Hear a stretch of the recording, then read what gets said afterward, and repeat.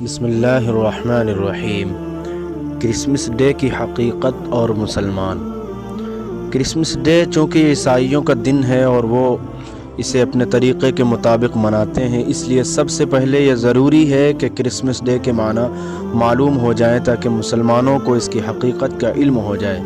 Christmas day یہ 3 الفاظ سے مرکب ہے۔ نمبر 1 کرائسٹ، جس کا معنی ہے مسیح علیہ السلام۔ نمبر 2 ماس، جس کا معنی ہے اجتماع اور اکٹھا ہونا۔ نمبر 3 ڈے، جس کا معنی ہے دن۔ یوں اس مجموعے کے معنی یہ یوں ہو گئے کہ وہ دن جس میں مسیح علیہ السلام کے لیے اکٹھا ہوا جائے، یعنی مسیحی اجتماع یا مسیح علیہ السلام کا یوم ولادت۔ تاریخ پر نظر ڈالیں تو پتہ چلتا ہے کہ تقریباً 4 صدی میں یہ لفظ استعمال ہونا شروع ہوا، اس سے پہلے نہیں تھا۔ بعض جگہ اسے بڑے دن کے نام سے بھی پکارا جاتا ہے۔ عیسائیوں کے ہاں کرسمس ڈے کو دنیا میں دیگر مختلف ناموں سے بھی منایا جاتا ہے، مثلا نوائل یعنی پیدائشی یا یوم پیدائش، اور یول ڈے نیٹوئی پیدائش کا سال وغیرہ، جبکہ حقیقت یہ ہے کہ یہ دن عیسیٰ علیہ السلام کی ولادت کا دن ہی نہیں ہے۔ پوری بائبل، عہد نامہ جدید اور 4 انجیلوں میں سوائے چند اشارات کے عیسیٰ علیہ السلام کی ولادت کا صراحتاً بالکل بھی ذکر نہیں ہے۔ اس لیے عیسائیوں کے ہاں بھی عیسیٰ علیہ السلام کی تاریخ پیدائش اور سن پیدائش میں بہت شدید اختلاف پایا جاتا ہے۔ چنانچہ مذاہب عالم کا تقابلی مطالعہ کا ایک اقتباس اس کے سارے پس منظر پر یوں روشنی ڈالتا ہے کہ 4 صدیوں تک 25 دسمبر تاریخ ولادت مسیح علیہ السلام نہیں سمجھی جاتی تھی۔ 530 عیسوی میں سیتھیا کا ڈایونیس ایکسیگز نامی ایک راہب، جو کہ ایک منجم بھی تھا، تاریخ ولادت مسیح علیہ السلام کی تحقیق اور تعین کے لیے مقرر ہوا۔ سو اس نے حضرت مسیح علیہ السلام کی ولادت 25 دسمبر مقرر کی، کیونکہ مسیح علیہ السلام سے 5 صدیاں قبل 25 دسمبر مقدس تاریخ سمجھی جاتی تھی۔ بہت سے دیوتاؤں کا اس تاریخ پر یا اس سے 1-2 دن بعد پیدا ہونا تسلیم کیا جا چکا تھا۔ چنانچہ راہب نے آفتاب پرست اقوام میں عیسائیت کو مقبول بنانے کے لیے حضرت عیسیٰ علیہ السلام کی تاریخ ولادت 25 دسمبر مقرر کر دی۔ پھر عیسائیوں کا یہ عقیدہ بھی ہے کہ 25 دسمبر کو اللہ کا بیٹا پیدا ہوا تھا، العیاذ باللہ۔ سوال یہ پیدا ہوتا ہے کہ مسلمانوں نے اس دن کو کیوں منانا شروع کر دیا؟ نہ تو ان کا یہ عقیدہ ہے اور نہ ہی اس کی تاریخی حیثیت سچی ہے، بلکہ اس کا سارا دار و مدار خود ساختہ اور جوڑ سازی پر مبنی ہے۔ اس دن عیسائی جو کچھ کرتے ہیں وہی مسلمانوں نے بھی کرنا شروع کر دیا ہے۔ بر صغیر میں عیسائی چند فیصد ہیں اور مسلمان بڑے تعداد میں ہیں، لیکن اس کے باوجود مسلمان ان سے مرعوب ہیں اور کئی جگہ مسلمان بہت جوش و جذبہ سے اس دن کو مناتے ہیں، جو بجائے خود انتہائی افسوسناک بات ہے۔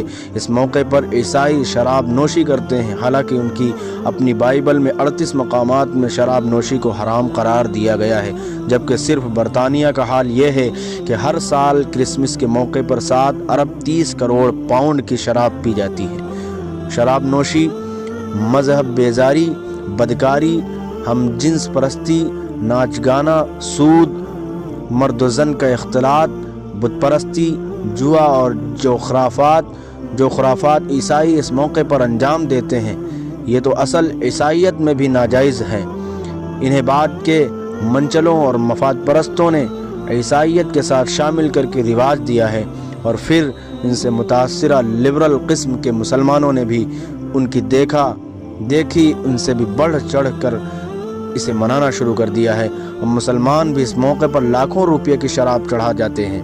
برائی و بدکاری، جوابازی اور دیگر تمام امور میں عیسائیوں کے بھی کان قطر دیتے ہیں۔ اس لیے مسلمانوں کو اپنے خدا کی طرف آنا چاہیے اور شریعت سے وابستہ ہونا چاہیے، اسی میں ان کی کامیابی ہے۔ سورہ مریم کے مطالعے سے پتہ چلتا ہے کہ عیسائیوں کا عقیدہ کیا ہے۔ جس کرسمس پر لبرلیے خیر سگالی کے لیے عیسائیوں کی خوشیوں میں شریک ہوتے ہیں اور انہیں مبارکبادیں دیتے ہیں، اس کا پس منظر خدا کی طرف سے سنیں اور عبرت حاصل کریں۔ اللہ تعالیٰ نے قرآن کریم میں فرمایا ہے اور کہا، عیسائیوں نے کہ بنا لیا ہے خدا رحمان نے بیٹا، البتہ لائے ہو تم ایک بڑی ناگوار بات، قریب ہے کہ آسمان پھٹ پڑیں اس سے اور زمین شق ہو جائے اور گر پڑیں پہاڑ ریزہ ریزہ ہو کر، اس وجہ سے کہ پکارتے ہیں یہ لوگ رحمان کے لیے اولاد، اور نہیں ہے لائق رحمان کے لیے کہ وہ بنائے اولاد۔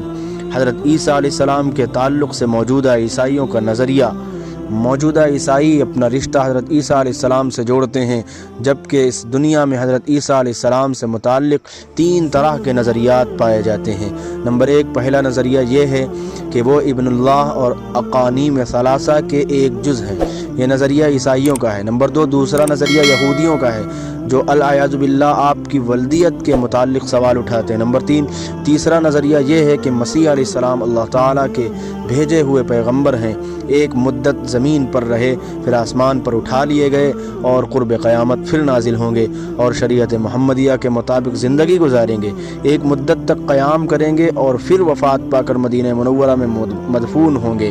مذکورہ بالا تینوں نظریات و عقائد میں سے پہلا افراد تو دوسرا تفرید پر مبنی ہے کہ اول نے آپ کا درجہ الوہیت سے ملا دیا، دوسرے نے آپ کے جائز وجود کا بھی انکار کر دیا، جبکہ تیسرا نظریہ اسلام کا ہے جو اس سے افراد و تفرید سے مکمل طور پر پاک اور مسلمانوں کا مسلمہ عقیدہ اور قرآن و احادیث سے مدلل طور پر ثابت شدہ ہے۔ موجودہ عیسائی مذہب نے خدا کے تصور کی جو تفصیلات بیان کی ہیں وہ بڑی الجھی ہوئی ہیں اور ان کا سمجھنا آسان نہیں ہے۔ یہ بات ہر شخص کو معلوم ہے کہ عیسائی مذہب میں خدا 3 اقانیم سے مرکب ہے، باپ، بیٹا اور روح القدس۔ اسی عقیدے کو عقیدہ تثلیث کہا جاتا ہے، لیکن بجائے خود اس عقیدے کی تشریح و تعبیر میں عیسائی علماء کے بیانات اس قدر مختلف اور متضاد ہیں کہ یقینی طور سے کوئی ایک بات کہنا بہت مشکل ہے۔ وہ 3 اقانیم کون ہیں جن کا مجموعہ ان کے نزدیک خدا ہے؟ خود ان کی تعیین میں بھی اختلاف ہے۔ بعض کہتے ہیں کہ خدا باپ، بیٹے اور روح القدس کے مجموعے کا نام ہے، عام عیسائیوں کا یہی مسلک، اور بعض کا کہنا ہے کہ باپ، بیٹا اور کنواری مریم وہ 3 اقنوم ہیں جن کا مجموعہ خدا ہے۔ پھر ان 3 اقانیم میں سے ہر ایک کی انفرادی حیثیت کیا ہے اور خدائے مجموع سے اس کا کیا رشتہ ہے؟ اس سوال کے جواب میں بھی ایک زبردست اختلاف پھیلا ہوا ہے۔ ایک گروہ کا کہنا ہے کہ ان 3 میں سے ہر ایک بذات خود بھی ویسا ہی خدا ہے جیسا مجموعہ خدا۔ ایک دوسرے گروہ کا کہنا ہے کہ ان تینوں میں سے ہر ایک الگ الگ خدا تو ہیں مگر مجموعہ خدا سے کم تر ہیں، اور ان پر لفظ خدا کا اطلاق ذرا وسیع معنی میں کر دیا گیا ہے۔ تیسرا گروہ کہتا ہے کہ یہ 3 خدا ہی نہیں ہیں، خدا تو صرف ان کا مجموعہ ہے۔ غرض اس قسم کے بے شمار اختلافات ہیں جن کی وجہ سے تثلیث کا عقیدہ ایک خواب پریشان بن کر رہ گیا ہے۔ بائبل سے قرآن تک عیسائی تہواروں میں کرسمس کی حیثیت۔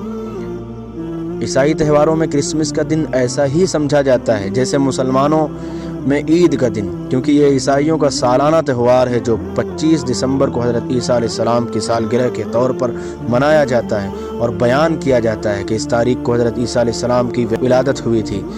اسی خوشی میں کیک کاٹے جاتے ہیں اور مختلف قسم کے طریقوں سے خوشی کا اظہار کیا جاتا ہے۔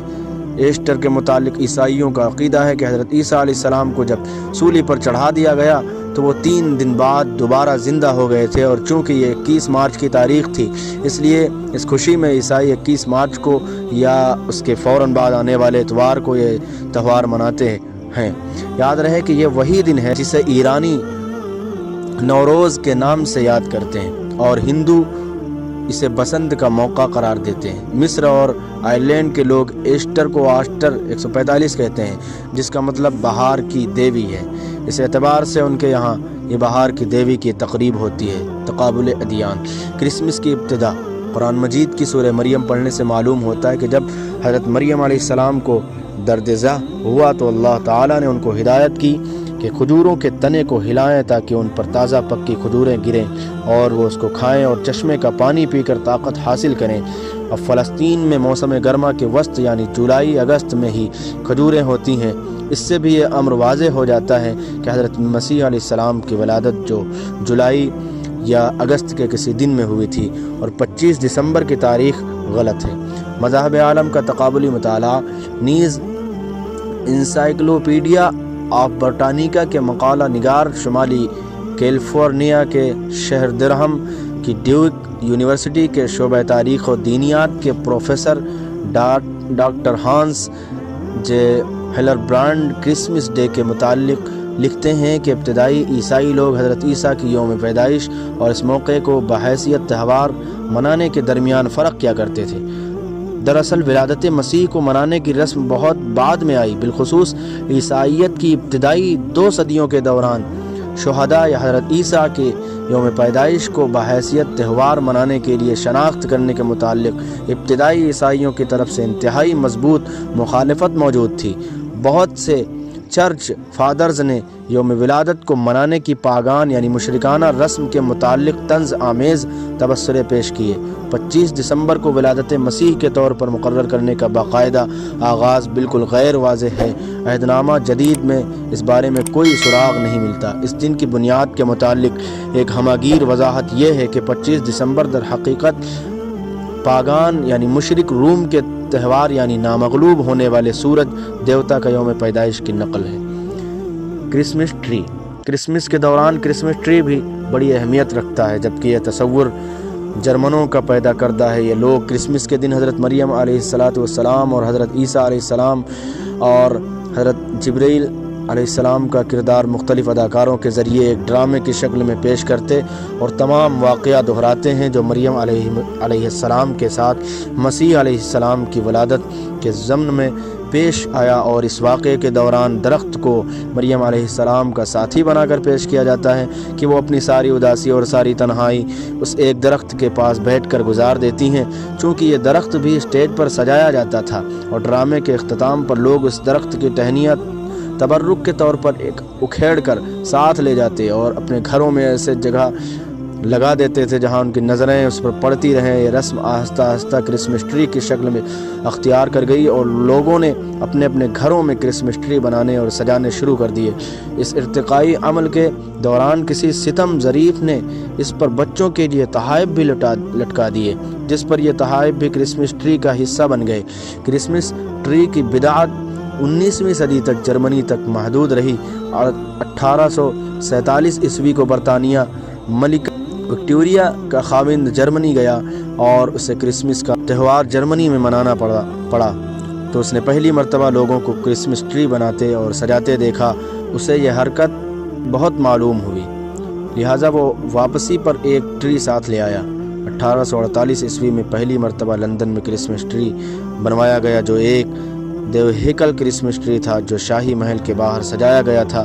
25 دسمبر 1848 عیسوی کو لاکھوں لوگ یہ درخت دیکھنے لندن آئے اور اسے دیکھ کر گھنٹوں تالیاں بجاتے رہے۔ اس دن سے لے کر آج تک تقریباً تمام ممالک میں کرسمس ٹری ہر مسیحی گھر میں سجایا جاتا ہے۔